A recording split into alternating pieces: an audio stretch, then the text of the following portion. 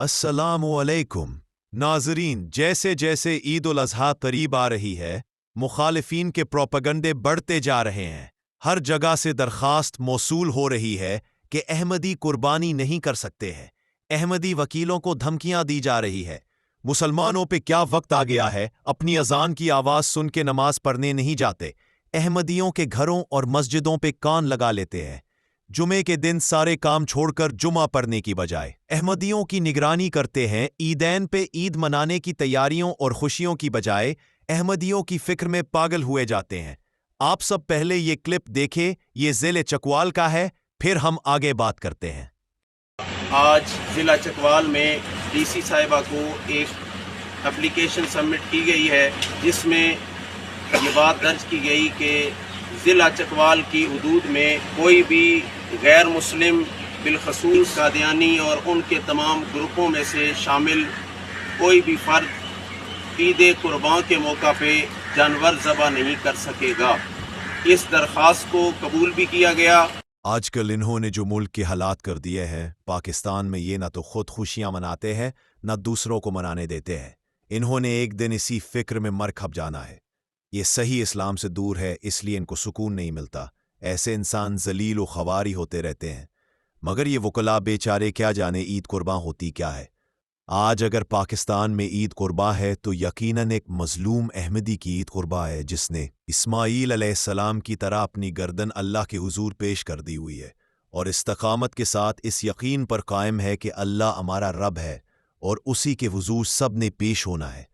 इस रब के हुजूर जिसकी पकड़ बहुत सख्त है और उसकी पकड़ से भागने की कोई राह नहीं। हज़रत मिर्ज़ा ग़ुलाम अहमद क़ादियानी इमाम मेहदी और मसीह मऊद अलैहिस्सलाम फरमाते हैं, खुदा ताला ने शरीयत इस्लाम में बहुत से ज़रूरी अहकाम के लिए नमूने कायम किए हैं। चुनाचे इंसान को ये हुक्म है कि वो अपनी तमाम कुव्वतों के साथ और अपने तमाम वजूद के साथ खुदा ताला की राह में कुर्बान हो। बस ज़ाहिरी कुर्बानियाँ इसी हालत के लिए नमूना ठहराई गई हैं, लेकिन असल गरज यही कुर्बानी है। जैसा कि अल्लाह ताला फरमाता है, लन यनाल अल्लाह लुहूमुहा वला दिमाउहा वलाकिन यनालुहु अत्तक़वा मिनकुम। अल-हज 38। यानी खुदा को तुम्हारी कुर्बानियों का गोश्त नहीं पहुंचता और ना खून पहुंचता है, मगर तुम्हारी तकवा उसको पहुंचती है। यानी उससे इतना डरो कि गोया उसकी राह में मर ही जाओ। और जैसे तुम अपने हाथ से कुर्बानियां ज़िबह करते हो, इसी तरह तुम भी खुदा की राह में ज़िबह हो जाओ। जब कोई तकवा उस दर्जा से कम है तो अभी वो नाकिस है। दिलों की पाकीज़गी सच्ची कुर्बानी है, गोश्त और खून सच्ची कुर्बानी नहीं। जिस जगह आम लोग जानवरों की कुर्बानी करते हैं, खास लोग दिलों को ज़बाह करते हैं। मगर खुदा ने ये कुर्बानियां भी बंद नहीं की, ता मालूम हो कि उनकी कुर्बानियों का भी इंसान से ताल्लुक है। पैगाम सुलह रूहानी खजाइन जिल्द 23। बस ये बड़े खौफ का मकान है। हमने जब मसीह मऊद अलैहिस्सलाम को मानने का ऐलान किया है और ये अहद किया है कि दीन को दुनिया पर मुकद्दम रखेंगे, तो फिर हमें हर वक्त अपने दिल को टटोलने की भी ज़रूरत है।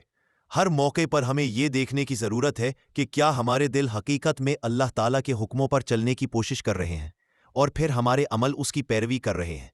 फिर इस बात की मज़ीद वजाहत फरमाते हुए कि मुत्तकी की अलामात क्या है, हज़रत अक़दस मसीह मऊद अलैहिस्सलाम फरमाते हैं, बस हमेशा देखना चाहिए कि हमने तक़वा और तहारत में कहाँ तक तरक्की की है। इसका मयार कुरान है, यानी देखें कि कुरान करीम ने क्या हुक्म दिया है। अल्लाह ताला ने कुरान करीम में क्या बेशुमार अहकामात दिए हैं, उनको देखो। इस मयार को अपने सामने रखो कि इस पर किस हद तक हम अमल करने की कोशिश कर रहे हैं। फरमाया कि अल्लाह ताला ने मुत्तकी के निशानों में एक ये भी निशान रखा है कि अल्लाह ताला मुत्तकी को मकरूहात दुनिया से आज़ाद करके उसके कामों का खुद मुतकफ़्फ़ुल हो जाता है। जैसे कि फरमाया, वमन यत्तक़िल्लाह यजअल लहू मखरजन व यरज़ुक़हू मिन हैसु ला यहतसिब। अब तलाक़ 3 और 4। जो शख्स खुदा ताला से डरता है, अल्लाह ताला हर एक मुसीबत में उसके लिए रास्ताए मुखलसी का निकाल देता है और उसके लिए ऐसी रोज़ी के सामान पैदा कर देता है कि उसके इल्म गुमान में ना हो। यानी ये भी एक अलामत मुत्तकी की है कि अल्लाह ताला मुत्तकी को नाबकार ज़रूरतों का मोहताज नहीं करता। मसलन एक दुकानदार ये ख्याल करता है कि दरोगोई के सिवा उसका काम नहीं चल सकता, जब तक वो झूठ बोल के अपनी चीज़ की तारीफ करके गलत रंग में उसको बेचने की कोशिश ना करे। کام نہیں چلے گا، اس لیے وہ دروغ گوئی سے باز نہیں آتا۔ چیز بیچنے کے لیے جھوٹ بولتا چلا جاتا ہے، اور جھوٹ بولنے کے لیے وہ مجبوری ظاہر کرتا ہے، لیکن یہ امر ہرگز سچ نہیں۔ خدا تعالیٰ متقی کا خود محافظ ہو جاتا اور اسے ایسے مواقع سے بچا لیتا ہے جو خلاف حق پر مجبور کرنے والے ہوں۔ یاد رکھو، جب اللہ تعالیٰ کو کسی نے چھوڑا تو پھر خدا تعالیٰ نے بھی اسے چھوڑ دیا۔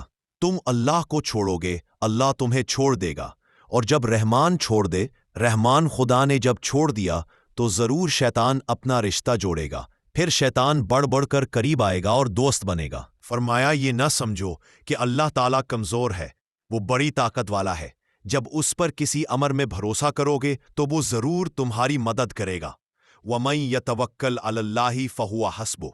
لیکن جو لوگ ان آیات کے پہلے مخاطب تھے وہ اہل دین تھے، ان کی ساری فکریں محض دینی امور کے لیے تھیں اور دنیاوی امور حوالہ باخدا تھے۔ اس لیے اللہ تعالیٰ نے ان کو تسلی دی کہ میں تمہارے ساتھ ہوں۔ غرض برکات تقویٰ میں سے ایک یہ ہے کہ اللہ تعالیٰ متقی کو ان مصائب سے مخلصی بخشتا ہے جو دینی امور میں حارج ہوں۔ ماخوذ از ملفوظات جلد 1 صفحہ 12۔ بس اللہ تعالیٰ متقی کو کبھی بے سہارا نہیں چھوڑتا۔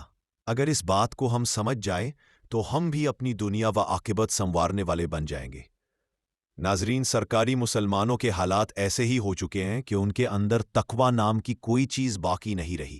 یہ خدا سے ڈرتے نہیں، یہ پیر فقیر ملاؤں شیطان صفت فسادی گروہ میں شامل ہو چکے ہیں۔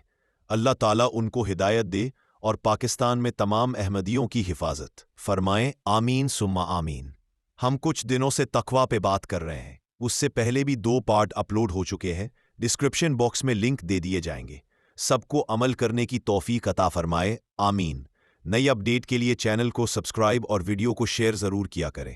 کمنٹ سیکشن میں اپنی رائے ضرور دیں۔ YouTube channel message of Islam.